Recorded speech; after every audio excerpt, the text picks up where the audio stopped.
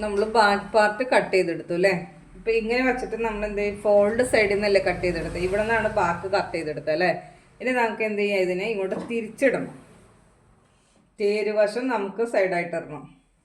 കണ്ടോ, ഇങ്ങനെ ഇട്ട് കഴിഞ്ഞിട്ട് നമുക്ക് ഫ്രണ്ട് പാർട്ട് കട്ട് ചെയ്യാം.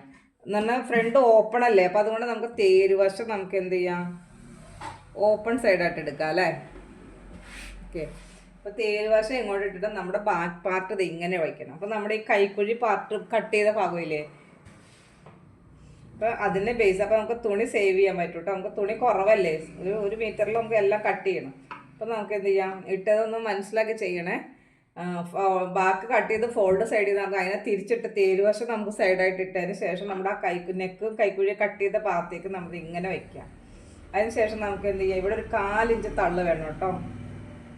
ഏതാ, ഓപ്പൺ സൈഡ് നമുക്ക് ഹുക്കൊക്കെ വയ്ക്കാൻ വേണ്ടിയിട്ട് ഇവിടെ ഒരു 4 ഇഞ്ച് ബാക്ക് പാർട്ടിനെ അപേക്ഷിച്ച് നമുക്ക് നെക്കിൻ്റെ പോയിന്റിൽ ഒരു 4 ഇഞ്ച് ഇങ്ങോട്ട് തള്ളു വേണേ.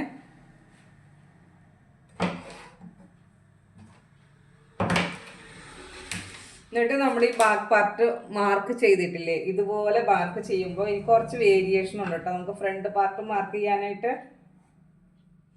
ഈ ലെങ്ത്തിൽ നിന്ന് നമ്മൾ എന്ത് ചെയ്യുക, ഇങ്ങോട്ട് 1.5 ഇഞ്ച് കൂടുതൽ എടുക്കണം ഫ്രണ്ട് പാർട്ട് കട്ട് ചെയ്യാനായിട്ട്. ഞാൻ പിക്ചർ സെപ്പറേറ്റ് ആയിട്ട് കാണിച്ചു തന്നിട്ടുണ്ട് കേട്ടോ. 1.5 ഇഞ്ച് കൂടുതൽ എടുക്കണം. ഈ പോയിന്റിലും 1.5 ഇഞ്ച് കൂടുതൽ എടുക്കണം. പിന്നെ വേണ്ടത് ഇവിടെ നമുക്കൊരു 3 ഇഞ്ച് ഇങ്ങോട്ട് മാർക്ക് ചെയ്യണം. 3 ഇഞ്ച്. എന്നിട്ട് എന്ത് ചെയ്യുക, ഇങ്ങോട്ട് ചെരിച്ച് വരയ്ക്കണം. കാരണം എന്താ, ഞാൻ പറഞ്ഞിട്ടുണ്ട് ടക്ക് മാർക്കിങ്ങിന് വേണ്ടി 1.5 ഇഞ്ച് വീതാടി 3 ഇഞ്ച് എടുക്കുക, 1.25 ഇഞ്ച് വീതാടി നമുക്ക് എന്ത് ചെയ്യാം, 2.5 എടുക്കാം കേട്ടോ. എന്നിട്ട് ഇവിടെ സ്ട്രൈറ്റ് ലൈൻ കൊടുക്കാം. ഇതാണ് നമ്മുടെ ബാക്ക് പാർട്ട് വെച്ച് നമുക്ക് ഫ്രണ്ട് പാർട്ടിന് വേരിയേഷൻ ഉള്ളത്. ഓക്കെ, കണ്ടോ. ഇനി വേണ്ടത് ഫ്രണ്ട് നെക്ക് ലെങ്ത് അല്ലേ.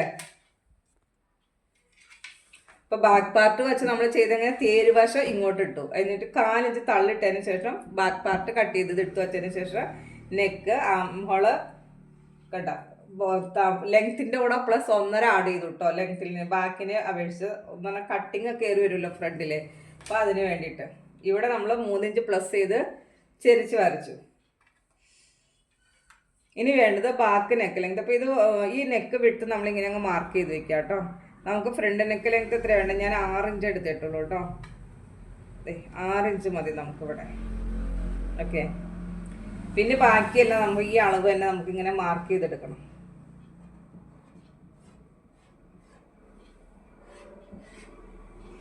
എന്നിട്ട് എന്ത് ചെയ്യാം, ബാക്കിനെ മാറ്റി വയ്ക്കണം. ബാക്ക് പാർട്ടിനെ നമ്മൾ മാറ്റി വയ്ക്കാം. എന്നിട്ട് നമുക്ക് ഈ നെക്ക് ലെങ്ത് ഇങ്ങോട്ട് കംപ്ലീറ്റ് ആക്കാം. Neck length. ഓക്കെ, ഇത് നമ്മൾ റൗണ്ട് നെക്കാണ് കൊടുക്കുന്നത്.